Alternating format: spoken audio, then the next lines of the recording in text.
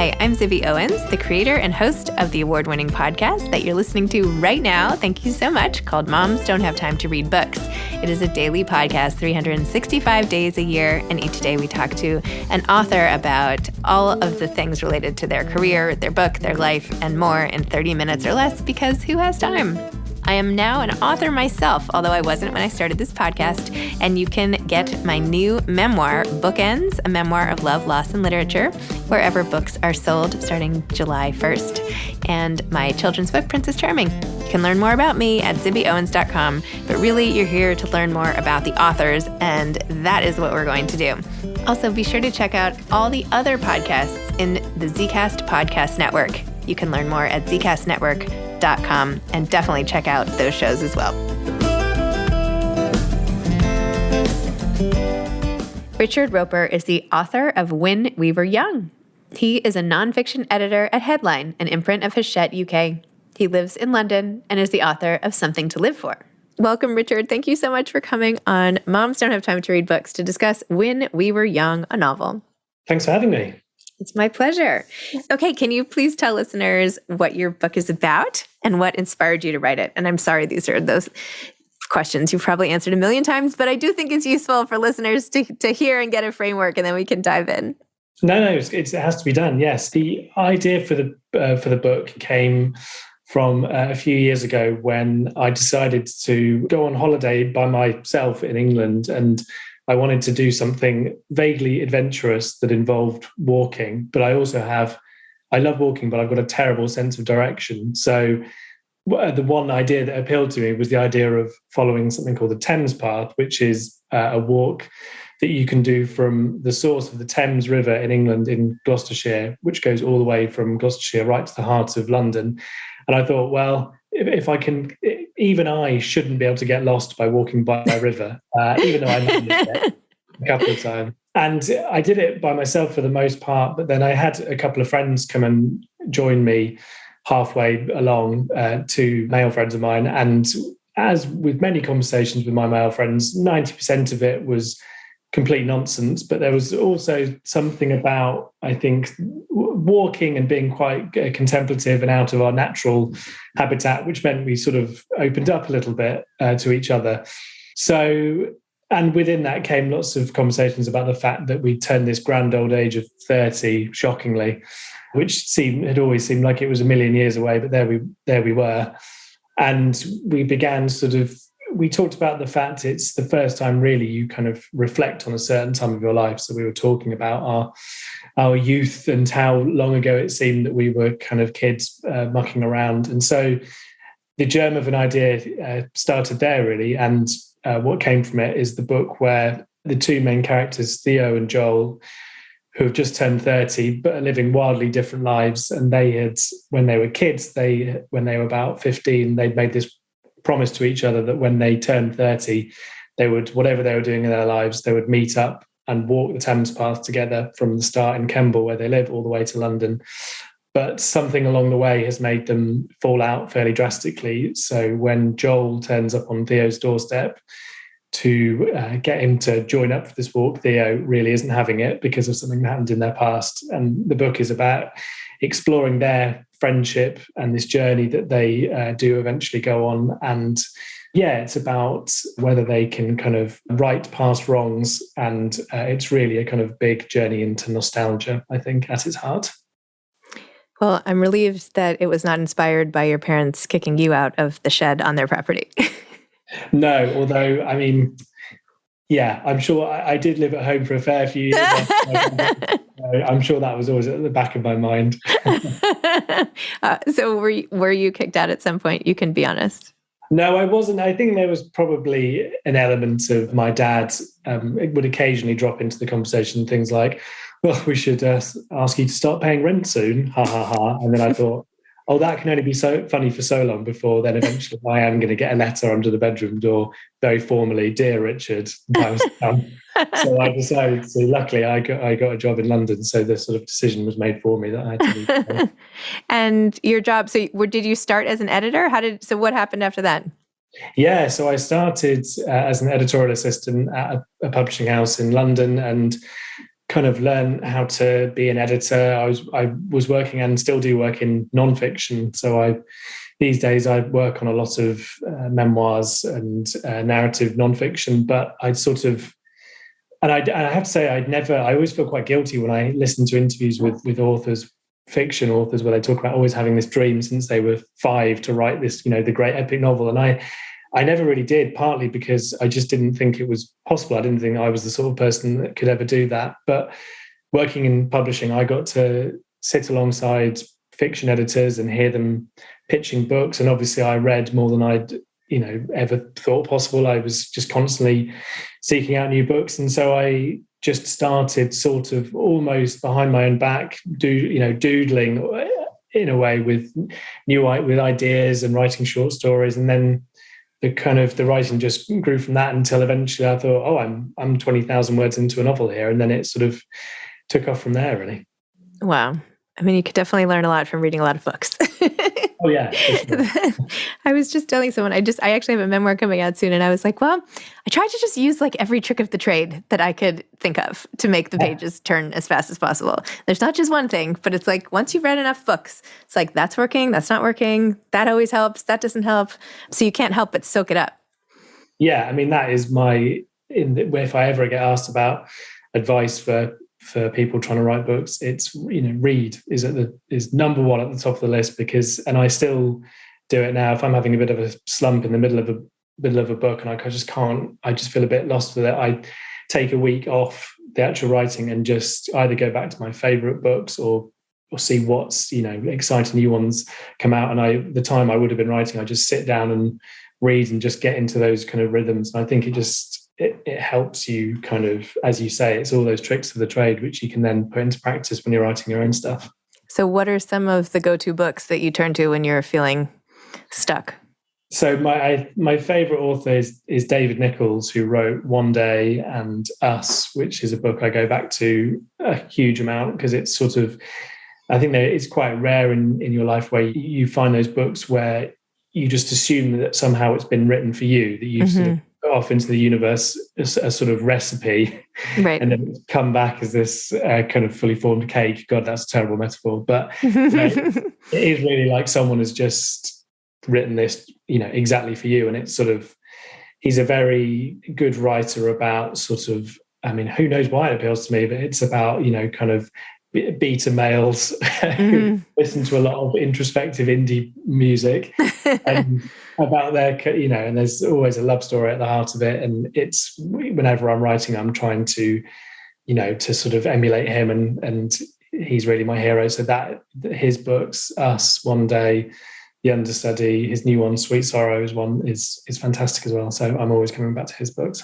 Interesting. So when you were writing this book, you decided on alternating viewpoint structure so you could go back and forth very quickly. Short chapters, good trick of the trade.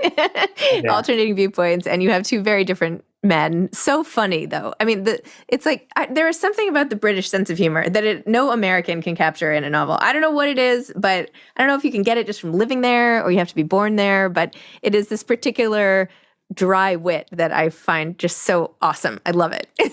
So anyway, you totally nailed that, like from the first page on, right? Like you are engrossed in these characters and sort of chuckling along with them as they go. So what made you choose that format for telling the story? Oh, well, thank you first of all about it. I'm really pleased if anyone ever says it's funny, because I am a frustrated sitcom writer at heart. So there are so many jokes in there that it's just, it will have come into my head on a walk and I put it down on my phone, and then I'm always searching to try and kind of crowbar it in. So rather than it made you laugh. The alternating viewpoint, actually, in the first draft of the book, it was purely from Theo's point of view.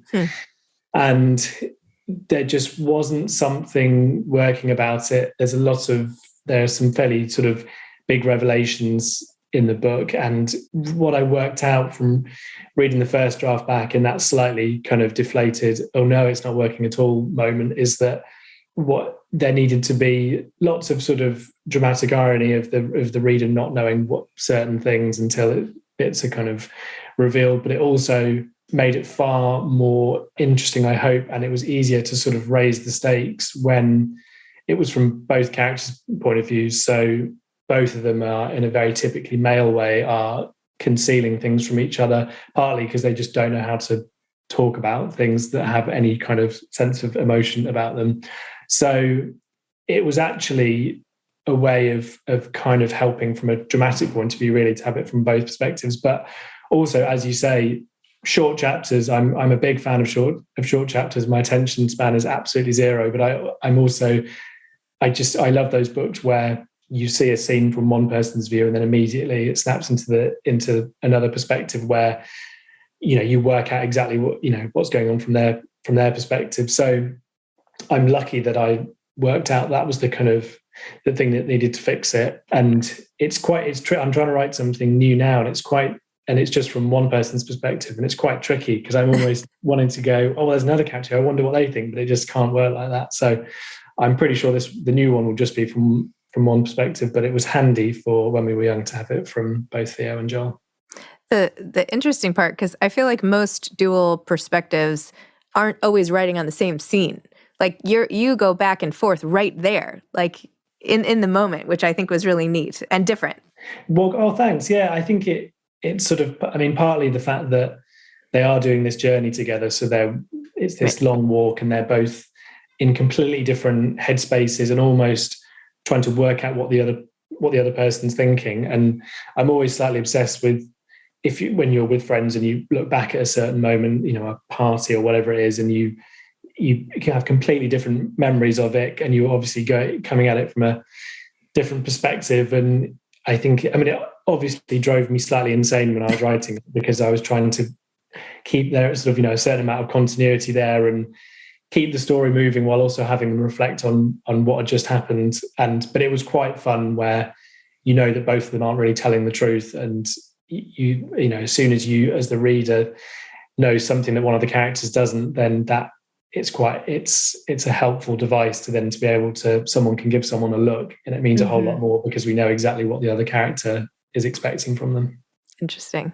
And tell me about writing a character who's in a wheelchair and what it's like for Alice and her life, and, you know, even the idea that she was getting so buff from being in the chair that she could like squash her brother. Tell me about writing her. I'm like seeing this as a movie and like casting the person in a wheelchair and using that really unique point of view. Yeah, I think, I mean, the character, this is Theo's sister, Alice, who plays a very integral part in the book, in that she is the person that really kind of spurs Theo on. She's very much she's been through a horrendous accident which has left her in a wheelchair, and she is someone who's been through a lot, but has to a certain extent come to terms with it, and is someone who kind of at the heart of it has, I mean, it's obviously a massive cliche to say that when you've been through something really bad, you then begin to kind of appreciate life more, because I know that's a very easy way of saying it, and I'm lucky that I've not been in that situation. But I always wanted her to be someone who was incredibly strong and had a horrible moment in her life, but was someone who was really taking, you know, kind of life by the scruff of the neck, and is keen to do that with Theo, who has lived to a certain extent a fairly charmed life, but is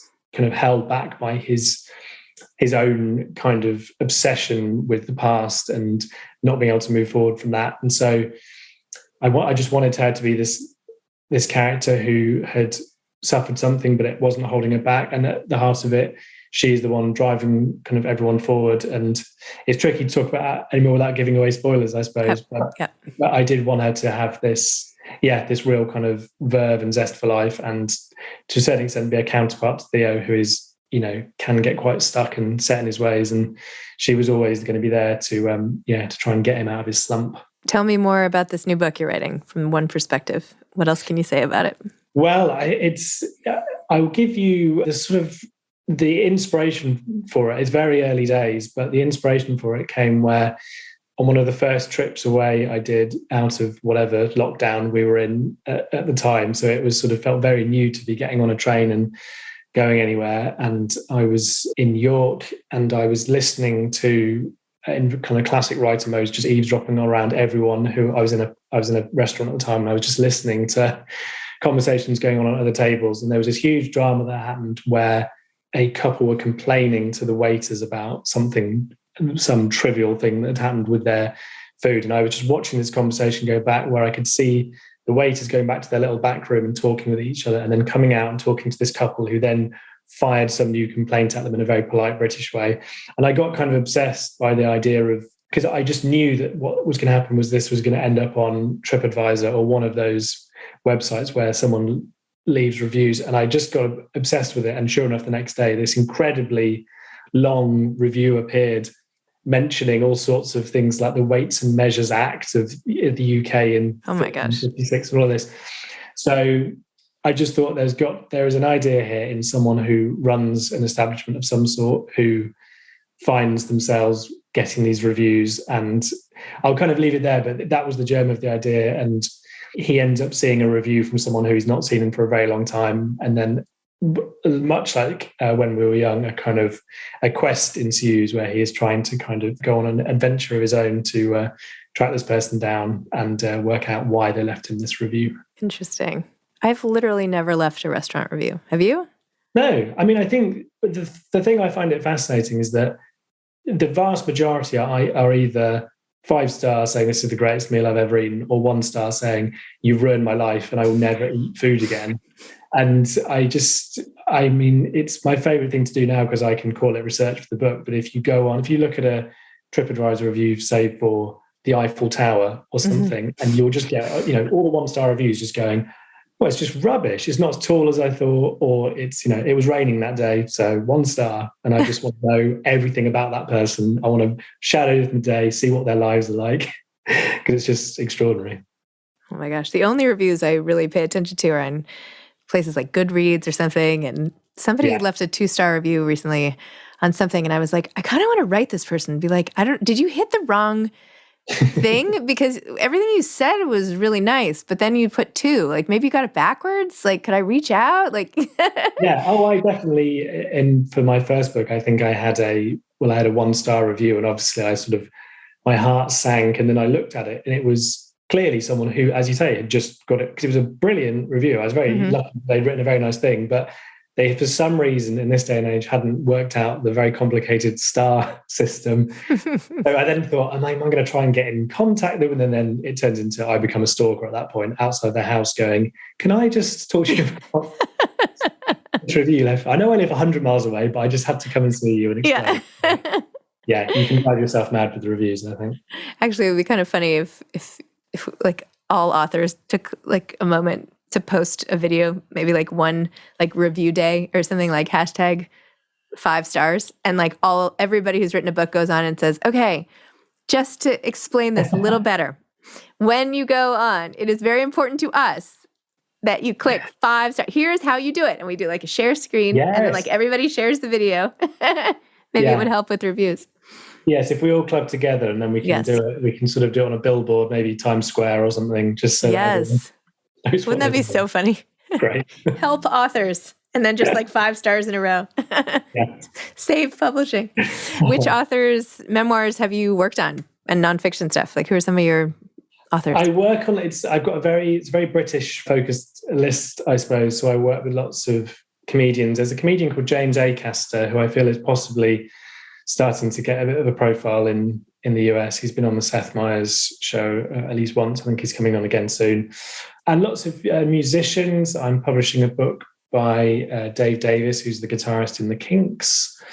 And then I tend to do lots of, some slightly quirky narrative nonfiction. I've just published a book called A Tomb with a View, which is by Peter Ross, a man who has a fascination, as strange as it sounds, with graveyards and just different kind of burial sites. So he's written a genuinely fascinating, very moving book about all the different kind of weird and wonderful places in the UK where people have been buried, and humanist funerals and all sorts of things. It's a great title.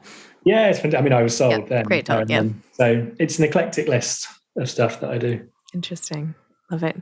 And when you're not editing and writing, like, what do you like to do? Do you run? Like, are you on teams? Like, oh, great question. I mean, I'm obsessed with comedy, so I go to loads of. I mean, that's kind of I've managed to fork out this career of being an editor of comedians' books, and it's largely just because I'm such an obsessive that I sometimes kind of, it's like, is this work? Because this is, what I'd be, you could pay me to do this, because it's a huge amount of fun. So yeah, I mean, God, running, I've never really got to the point with exercise where, people sort of say, oh, I guess it's as addictive as drugs, the rush of endorphins, but I never really got past the bit where I want to cry and have a lie down. So I'm such a classic New Year's resolution. Today I'm going to get up at 5 and, have that kind of Rocky montage, drink 6 raw eggs and then run 20 miles. But I just have a cup of tea and I sit down, and it's much, much better.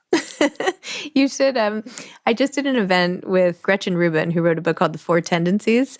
And you should go online, because I have 4 kids, and I gave all my kids this quiz this morning because I was convinced that each kid of mine has a different one of the 4 tendencies, which is why it's like impossible to parent. And I was right, by the way. But in the quiz, it's all about like New Year's resolutions and what is your instinct and do you need accountability? And anyway, it's called like quiz.gretchenrubin.com. Anyway, go and check it out. And I have a suspicion I know which category you fall in. Just saying. Oh, really? Yeah. I'll have to have a look and then we'll compare notes. Yeah, we'll compare notes. But I relate to this category. So anyway, it also like took somehow all the guilt off of my lack of follow through for some things. Okay. It put it into context. I feel like I get it now, and why it's much easier to sit here at my desk. Okay, interesting. I'll have a look. Yeah. Anyway, okay. Well, sorry to recommend somebody else's site. That's all right. It is a really fun quiz. I'm like obsessed with stuff like that. So anyway, thank you for coming on. This was really fun, and I'll think of you the next time I'm not working out. Great. Thanks for having me. All right. Take care. Cheers. Thank you. Okay. Bye. Bye. Thanks for listening to this episode of Moms Don't Have Time to Read Books. Don't forget to follow me on Instagram at Zibby Owens and at Moms Don't Have Time to Read Books. Also sign up for my newsletter at zibbyowens.com and sign up for my virtual book club and meet lots of authors on Zoom every other week. Thanks so much to Steve and Ryan at Texture Sound for the sound editing. And thank you to Morning Moon Productions for providing this fantastic intro and outro music.